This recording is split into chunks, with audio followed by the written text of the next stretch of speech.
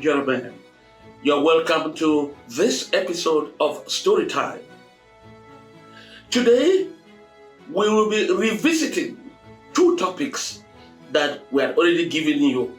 We are revisiting these topics because one of our big-time resource persons followed the episodes and then went into deep reflection and came out with another side of these episodes. One of them is the episode where we talked about life is connection. You have to be connected in life. He looked at it again and gave it another interpretation, which we call the other side of the topic. He also looked at the issue of ego, the ego phenomenon. When we talk of me, my, I, that is what life means to quite a good number of persons. He is, of course, Father Allure who is the parish priest, St. Peter's and Paul's Parish, Sibok, in Yaoundé, Cameroon. Father Njomo went into this reflection, looking at the other side of the topic, life is connection.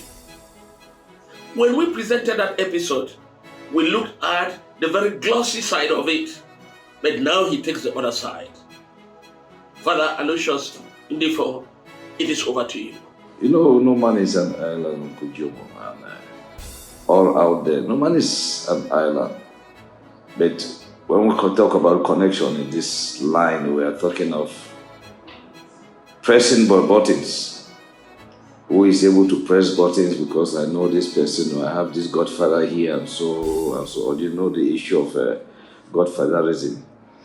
So it is extremely topical in our world of today, in our society of today. Somebody will sit somewhere and people have been struggling to get through to whatever and struggling, and they apparently no way, all angles, all locked. And then someone comes in and smiles around and says, "Oh, no, me. I go enter." Because he's conscious, he's aware that the person that he's going to see is his person. And then comes out surprisingly to the amusement of those who had listened to him earlier on with a good result. Good in terms that what he said he was going to achieve, he's achieved.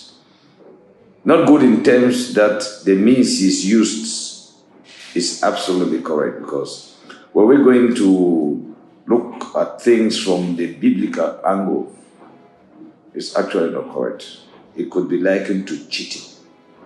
Because if those who have been there before him are planning to go in or to get the job or get something, whatever, they not succeed. It should be that they were not qualified, not that they didn't know or they don't know the person who is in charge. And then someone comes who knows the person who is in charge and succeeds. So this thing of who know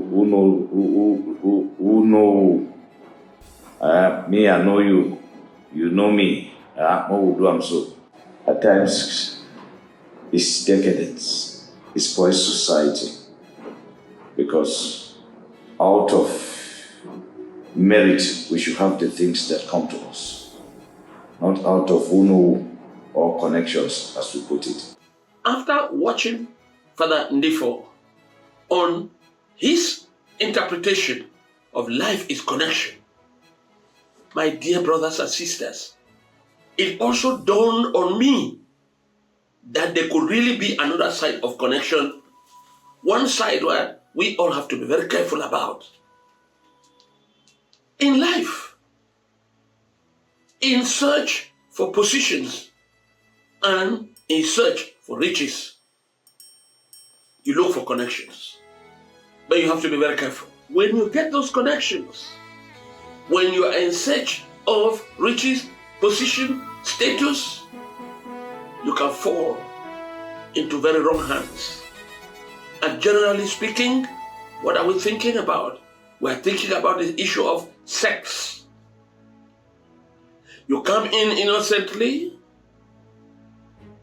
you look at it, the glamour is there, and you don't look at the other side of it. Some big friends, some top persons must have, because you are connected to them, they must have taken you gradually into such a situation. When the real basket is opened, when the real dish is open to you, that is when you know that that connection is taking you into a big danger zone. You know the consequences. Quite a good number of times, you get in deep into it without knowing. There are times when you start smelling a rat from the beginning, but then it becomes difficult for you to pull out because you know the consequences of pulling out at that time. And then sometimes, as we say, you go in without knowing exactly what you are going in for. And then when you are knee deep, that is when it starts opening up to you. And you realize that that connection in life was not a good one. Further therefore, he also reflected on the topic of ego phenomenon,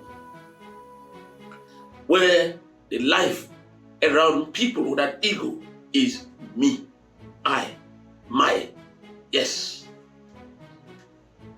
His contribution, after he had reflected on the topic, is drawn from sacred scriptures. Let's now follow Father Ndifo as he gives his own side of the story. It's an expression of selfishness. People were stingy, looking only themselves, at themselves, being at the center of everything, and not thinking that coordination, association, relationship is necessary. Let us first and foremost know that we are relational beings. God made us such. I can't pull myself away and think that I know all. I can do all. I can say it all. And once I don't talk. No. We are relational beings and we need each other, no matter the circumstance. In the reflection of this need for each other, automatically, if we want to move according to this line, which normally goes and falls in line with creation, our expression will always be, let us see what to do.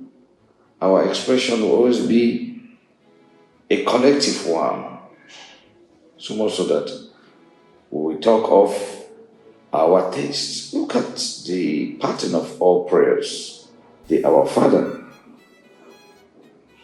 It's not a mistake that Christ gave us this as a pattern of all prayers. It begins with Our Father.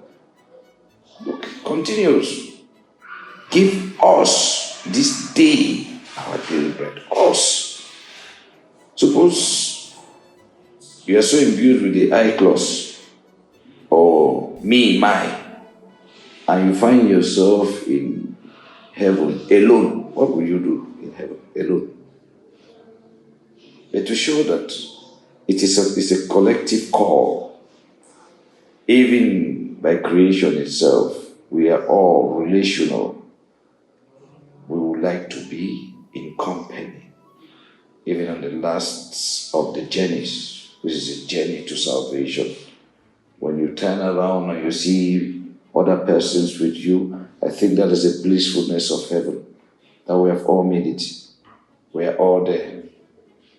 So this phenomenon of the ego, always looking your own personal spirit and not thinking of others, is one of the most deadly that breaks society. After watching Father Ndifo Aloysius, we still make a fervent appeal to the public to use the comment section and send us contributions. This could be your experiences in the form of stories, experiences of the yesteryears, or even experiences of today, so long as they tie with the episode. We love you. Keep watching Story Time, and we promise to be very regular, consistent. Thank you.